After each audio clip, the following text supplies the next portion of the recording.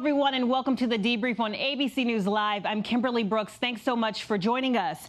We have updates on the 2 oil tankers attacked in the Middle East, and we're checking out the tallest weather station in the world and the 2 men that had to climb a mountain to make it happen. But first, we begin with an ABC News exclusive. Our George Stephanopoulos spent 30 hours over 2 days with President Trump, and the clear headline so far, his comments on foreign governments interfering in our elections. So take a listen.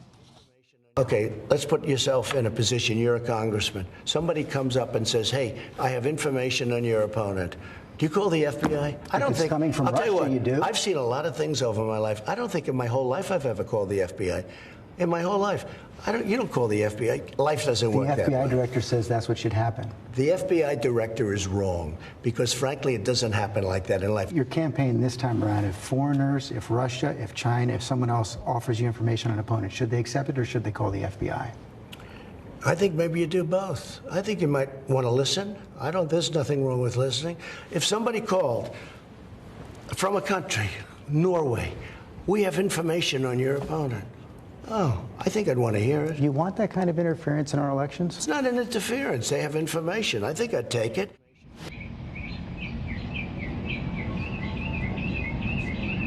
Bureau. But Karen, starting with you, after all of this fallout from the 2016 election with Russia, we still have the president saying he would not alert the FBI about foreign interference. What do you make of this? Oh, Kimberly, the backlash started the minute that clip aired last night on ABC News. Democrats saying that, yes, absolutely, this is interference. It is not political opposition research, and that's not just the way things are done here in Washington. The president, I think now the questions will be of what lessons he's taken from the last 3.5 years, going back to that Trump Tower meeting during the heat of the campaign and the investigation that Robert Mueller conducted over nearly 2 years and the conclusions from that report. George's question there was specifically about Russia and China. And I think one thing that we keep hearing in this town is that this was not a one-off thing by Russia, that the intelligence agencies believe that Russia tried to do this again in the midterms and will continue to try and interfere in presidential elections, in U.S. elections. And the president right there, his critics say, is giving them a green light to continue doing that and even signaling any information they get out of that interference, he'd be willing to entertain, and says he'd take a look at it. And Terry, I, of course, want your opinion on this. What are the implications of a president who believes taking information from a foreign government is okay? Well, I mean, it's depressing. The Trump loyalists will tell you it's depressing on both sides, and they aren't necessarily wrong. The Democrats did hire an investigator who went to the Kremlin. He had sources in the Kremlin for information on Donald Trump, and it's all kind of dirty. There is a lot of dirt in politics, but I think Karen is absolutely right. This is going to happen more and more. In a digital age, there are more ways for enemies, adversaries of the United States to try to attack our elections, to undermine our confidence in our elections, to try to shape our elections with disinformation. In the digital age, it's much, much easier. And you want the president and you want the candidates in both parties to defend the country against that. You don't want it to be inviting that kind of attack. You want to draw an absolute bright black line, stay out. And to hear the president of the United States say, well, you know, I'd take a look for sure, then maybe I'd call the FBI. I mean, that is not really defending the country. And as I say, you know, there have been instances in this like this before. Richard Nixon had somebody go to Vietnam and secretly tell the South Vietnamese government, don't reach a peace deal because it'll help my opponent. Keep fighting, keep the people dying so that I can win a presidential election. In 1982, Senator Ted Kennedy went to Moscow, said, don't reach a nuclear deal with Reagan. You'll get a better one when a Democrat's in office. This kind of skullduggery has gone on. It's generally been considered shameful. It's generally been considered just wrong, you know, if not treasonous in the letter of the law, treasonous in the spirit of it. And so we like our elections to be trustworthy and our own, not manipulated by our adversaries. And you'd like to hear that articulated in the Oval Office. Absolutely. And Karen, have to ask you about what the response was from Democrats, and what did Trump say about the buzz going on about his comments from this? Yeah, Democrats, of course, jumped on this and said that this is unacceptable, that the president is encouraging interference, like Terry was just saying, and that this could certainly spark more people who've been on the fence on the impeachment question to perhaps jump off that fence and say that Democrats do need to start going down that path and start some potential proceedings. The president this morning, Kimberly, on Twitter was broadening out this issue, and he said that all of the criticism about that answer about taking information from foreign governments, he broadened it out to say, so am I not supposed to talk to foreign leaders? The president referenced his trip last week where he met with the Queen of England, the leaders of the UK, Ireland, France. Here at the White House this week, the president of Poland, and the president said he talked with those leaders about everything. Was he supposed to call the FBI afterwards? Now, of course, it's apples and oranges here. That is part of diplomatic work. That is part of what presidents do, engaging with world leaders. Nobody's saying he should stop doing that. The question, though, that George asked him was about two very powerful adversaries of the U.S., Russia and China, offering dirt on a political opponent, and that is very different. And Terry, before we go, where do we go from here? I mean, he has made this comment. What happens next from this? Well, I think there's a lot of pressure on Republicans who are traditionally hawkish when it comes to foreign interference in our elections, but they're also almost cravenly loyal to President Trump. So how do they walk that line with their base so strongly behind Donald Trump? And something that I think most professional politicians would think, this is wrong. We have to draw a line. We have to say that it is wrong to invite an enemy, an adversary, to attack the United States by dishing dirt into our election campaigns, which could be disinformation. And as I say, the Democrats were fishing in the Kremlin, and if they didn't think that the Kremlin might have peddled disinformation about Donald Trump, they were born yesterday. This should be a bright bipartisan line, right? Don't invite attacks on our democracy. Unfortunately, it's not. All right, Terry Moran in our D.C. Bureau and Karen Travers at the White House, thank you both for joining us. And guys, the full interview with George and President Trump airs next week here on ABC, so make sure you don't miss it. And we're moving on to another scary incident in the Middle East. Two oil tankers attacked early this morning in the Gulf of Oman, with one actually on fire. This comes during heightened tensions between the U.S. and Iran. And remember, not long ago, the U.S. blamed Iran for a similar incident in the region. So I want to bring in our Martha Raddatz with more. Martha, do we have any indication of who is responsible for this? Well, no one is claiming responsibility, that's for sure. No one is blaming Iran or Iranian proxies at this point, but they are also not ruling it out.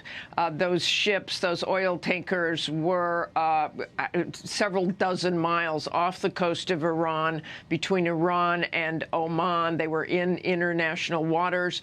They were attacked about 45 minutes to an hour apart. The U.S. Navy out of Bahrain, the Fifth Fleet, got distress calls very early in the morning there. I believe it was about 6:10 a.m. and then the other about 45 minutes later. And the U.S. has rendered aid. They rushed the USS Bainbridge, which is a guided missile destroyer, which happened to be in the area. They rushed that to the aid of those mariners, and they did have to evacuate both of those ships. So I think this appeared to be far more serious than what happened last month with those 4 oil tankers. They were hit just below or just above the water line in the back of the ship. This appears to be some sort of explosion in the side of the ship, which would make it a more serious situation. And obviously that fire looks like a more serious situation, and then the evacuation of the mariners who were on board. Yeah, the fire definitely looks serious. How worried should we be about this situation escalating? Well, it is an incredibly tense time anyway with Iran. So this will raise tensions considerably, and especially if there is evidence that Iran or its proxies are involved. But it's really rather mysterious at this point. You had the Prime Minister of Japan meeting in Tehran with the Ayatollah, and this happened right when he was meeting. So was someone trying to sabotage that meeting? Was someone trying to make it look like it was Iran or its proxies? Or would someone within Iran, and there are several different factions within Iran and several different power bases within Iran, was somebody trying to send a message or blame someone else or generally mess up what's going on over there now? And you were just in Iran. When you're on the ground there, do you get a sense of the tensions that are going on? Can you feel it?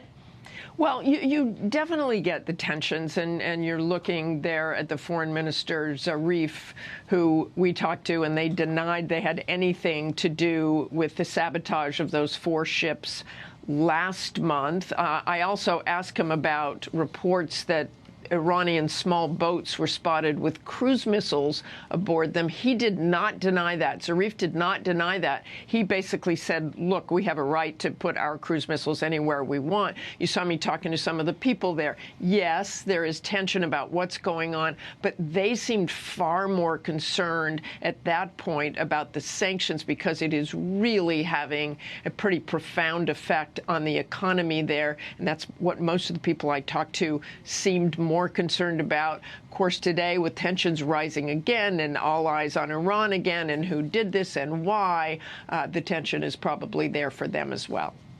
Martha Raddatz in our D.C. bureau, thank you so much for joining us. We appreciate it. And guys, we've been keeping you updated on the protest in Hong Kong. A second wave of demonstrations turning violent yesterday with police firing rubber bullets and using tear gas. People were taking to the streets to fight a bill that could extradite criminals back to mainland China. So I want to go to James Longman on the ground there. James, a little bit calmer today, yes? Yeah, that's right, Kimberly. We've actually come out to the harbour to give you a little bit of a view of the beauty of Hong Kong. All quiet today. I think a day really for people to take stock of what happened yesterday and get some detail really of just what went on. The police say the tens of thousands of people were on the streets yesterday. I wouldn't be surprised if it was in the hundreds of thousands. We're hearing some more detail on just the kind of firepower they were using. 150 rounds of tear gas were used. That's about double what was used in 2014 at the Umbrella movement. You mentioned there rubber bullets. We understand at least now 79 people are injured and 11 people were arrested. The injured range between a 15-year-old and a 66-year-old individual. So you can see the depth of feeling here. It's a cross-generational movement here in Hong Kong against this extradition law. Today, there was a press conference held by the police commissioner, and local journalists turned up in anti-riot gear just to show their upset at the level of force that was used. People here feel that it was unnecessary levels of force that were used, particularly against so many young people. But there was a small victory, I suppose, for the protesters, because both yesterday and today and tomorrow, the debate was postponed on this new law. It may go ahead next week. It's uncertain at the moment. There could be a march on Sunday. That's the next march that's being planned, certainly. People being asked to wear black in solidarity with those who were injured, and then further strikes possibly for businesses next week. But at the moment, Hong Kong is holding its breath, waiting to see what happens next. Yeah, and I know that the protests were sparked by this extradition bill, but this is also about maintaining their autonomy, right? Absolutely. You know, this is the identity really of Hong Kong that is at stake. A lot of people here feel that the very system on which this place was built is being undermined.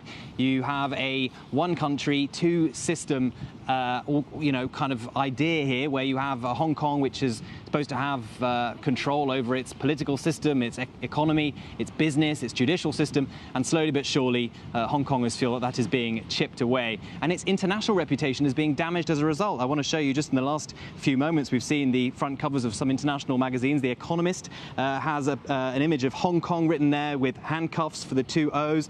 Asia Time magazine, an umbrella in the street with tear gas around it. You know, these are not images that the administration here in Hong Kong wants the world to see. It's certainly not images that the Chinese and the mainland want anyone to see. They haven't been reporting the protests here at all, really. And so it's that kind of international pressure that protesters here hope could build, perhaps even on businesses to lobby the government to change tack, but it's unlikely they will.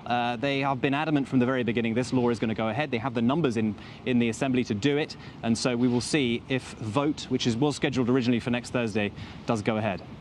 All right, James Longman, right there on the ground in Hong Kong. Thanks for joining us today. We appreciate that. And guys, as you know, June is Pride Month, celebrating the humanity, the rights, and equality of the LGBTQ community. Well, recently, YouTube found itself in some hot water. The platform already under pressure to do more on harassment, especially after the company decided to keep up a series of videos from a creator that repeatedly used homophobic slurs. And earlier this week, Axios journalist Ina Fried asked the YouTube CEO about the incident. So take a look. And I'm curious, are you really sorry for anything to the LGBTQ community, or are you just sorry that they were offended?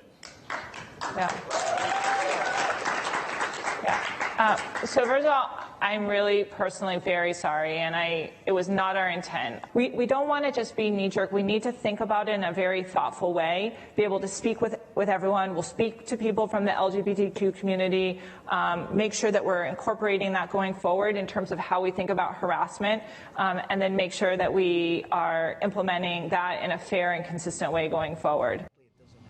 All right, and Ina Fried joins us right now. Ina, that was a pretty bold move you made there in front of all of those people. Do you feel like her answer was sufficient?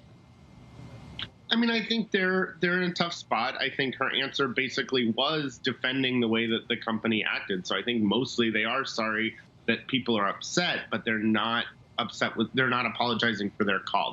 They feel like they made the right call. I think, to give YouTube some credit, I think they are trying to come up with policies that they can stick to and enforce. And that is really tough. Like, it's one thing, you could have a policy that says, we're not going to allow anything. And then if you can't enforce it, is that actually better? No, I think people in the LGBT community, women, people of color, people who are getting harassed want both. They want rules that are protective of them and that can be enforced. But that is tough.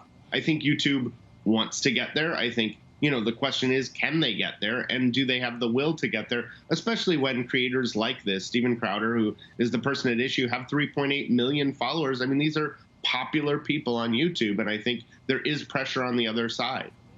And what is the lasting impact of having this type of speech available on the platform? I mean, I think we're seeing a radicalization and a polarization of America broadly, and it's not just because of YouTube. I mean, YouTube is one component. I think, mainstream media, plays a role. I think we are seeing this bifurcation of America, and I think that radicalization and that polarization, those are really big issues that we as a society need to confront, not just the tech platforms, but the tech platforms certainly have a role to play. Yeah, I think when people are having these discussions, there's a lot of talk, people making arguments about free speech. In your opinion, where is the line drawn? Well, I think, people really conflate what this whole free speech issue is about. The First Amendment says the government can't be involved in the regulation of speech, and it's super important. As a journalist, obviously a huge believer, there isn't a right to a platform that private companies need to amplify this speech. So there's two big questions here. One, what speech should be allowed at all? What could live on YouTube or Twitter or Facebook? But the other one that they're just really coming into own is, what speech do they amplify? So YouTube could leave up a video without recommending it at all, without serving it up as next, and it would get a lot fewer views than if it's promoted. And I think you heard Twitter at this same conference say, we're really going to take ownership of this power and say there's speech that we're going to allow, and that's one bar, and it's a very strict bar of what they're going to do. But then if it's not helpful to the dialogue, we're not going to amplify it. And obviously that's a tough line. There's going to be criticism on all sides of where they draw that line. But I think really recognizing the huge power that they each have to figure out what speech are they encouraging, what speech are they monetizing, what speech are they amplifying. And I think that's where the growth opportunity is for each of these platforms. All right, Ina Fried, thank you so much for joining us today. We appreciate your feedback. Thank you. Guys, last month, Ava DuVernay, along with Netflix, released the highly anticipated 4-part series, When They See Us. It's the story of 5 young black boys in 1989, Corey, Yusuf, Raymond, Antron, and Kevin, who were falsely accused of raping a woman jogging in Central Park. It is haunting. It's the most painful, gut-wrenching injustice I have literally ever watched, and many people felt the same way. We saw some tweets. There's a guy who said, I watched the entire series of When They See Us. The first episode literally shook me at a spiritual and cellular level. Rage cascaded to empathy, profound sorrow, and surged back to redemptive hope. And then there was another tweet where a guy said, When They See Us is the saddest thing I've ever witnessed. It breaks my heart, no words. And mostly it's because it's a real story. It's not the only one of its kind. And these breakdowns in the criminal justice system continue to this day. It ruined lives and damaged families forever. Long-lasting damage we learned about when Oprah Winfrey talked with the 5 exonerated men last night. And in a tweet, Netflix said it was the most watched series on the platform in the U.S.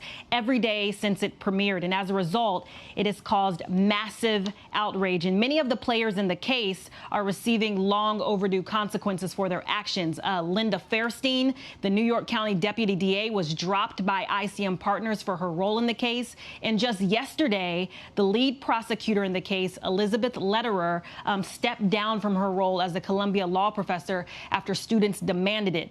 There's so much to say, and we will say more, but for now, just make sure you watch. It's incredible. So, guys, we move on to some sports news. History made for St. Louis. The Blues winning their first Stanley Cup in franchise history after beating the Boston Bruins in Game 7 last night. And I want to go to Alex Perez in St. Louis with more. Alex, what was the scene like in St. Louis when they won?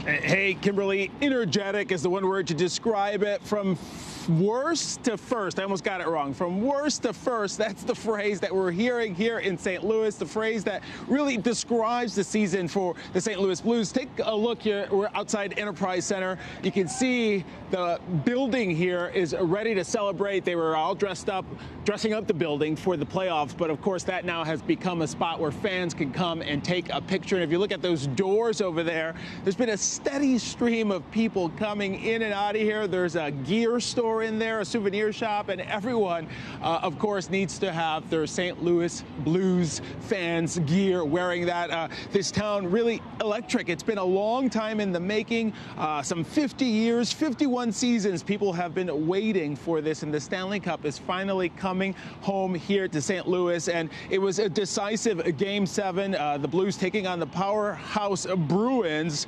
4-1. There were fans packed in everywhere across St. Louis, across different areas, watching this game. And when that final buzzer went off, people, of course, erupted in happiness. They were just so happy to finally be getting to this point and finally be experiencing this joy that they felt had been robbed from them for so many years before. And it's not over just yet. There's a big parade planned for Saturday at about noon here in downtown St. Louis. And, you know, Kimberly, you know how they say, you have to be loyal? Well, there's one fan who was so loyal, he bet $400 in Vegas on this, and the odds were 250-1, so pretty dismal odds. Well, guess what? He's walking away with $100,000 now because of that bet. So it does pay off to be loyal. A good day for him. Oh, my goodness, that's amazing. Alex Perez, thank you so much, and congratulations to the St. Louis Blues.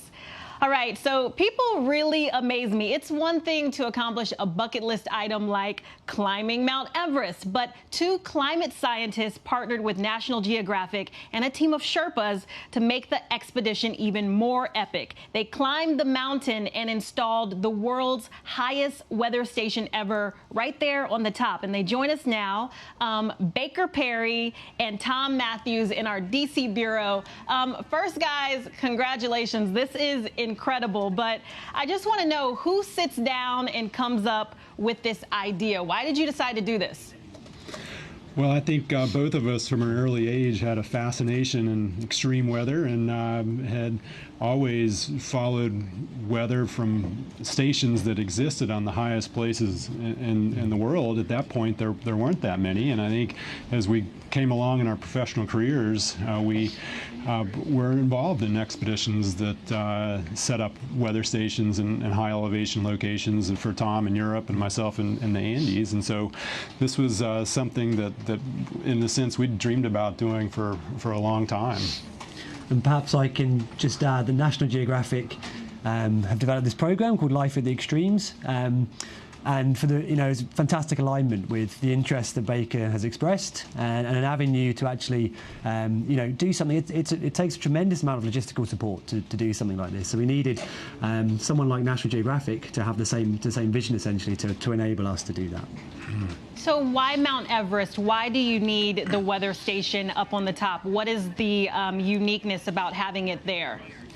Well, the reality, if you look globally around the world, we have very few weather stations above about 16,000 feet, and even fewer above 20,000 feet, and let alone, none that were operating above about 22,000 feet currently. And so there's a huge data void there, and there's evidence to suggest that the high mountain regions of our planet are warming faster than other places. So we really don't understand how quickly these locations are changing. So that's one reason from a scientific standpoint. And perhaps I can also add sort of the local story to that.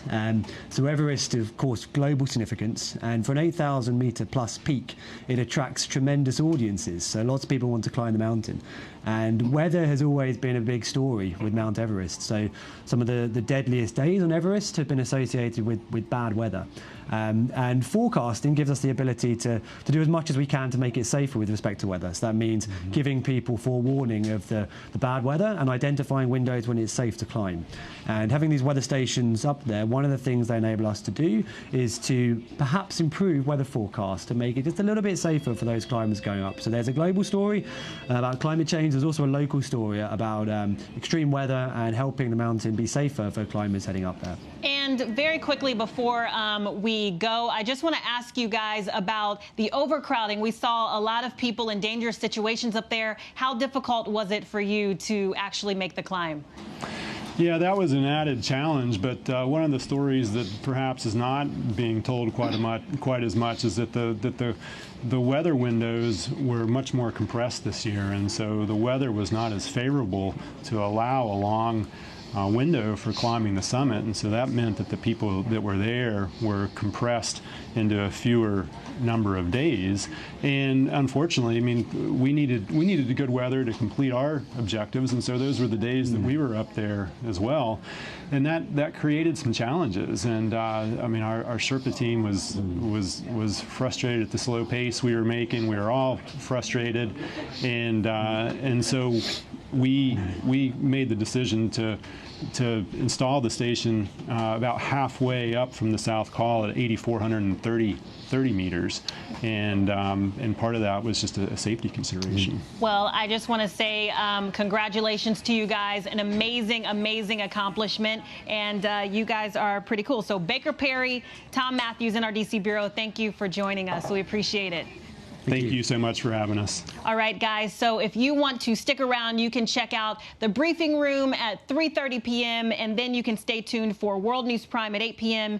And if you want to stay updated on all of these headlines, go to abcnews.com or download the app. I'm Kimberly Brooks, and I'll see you tomorrow.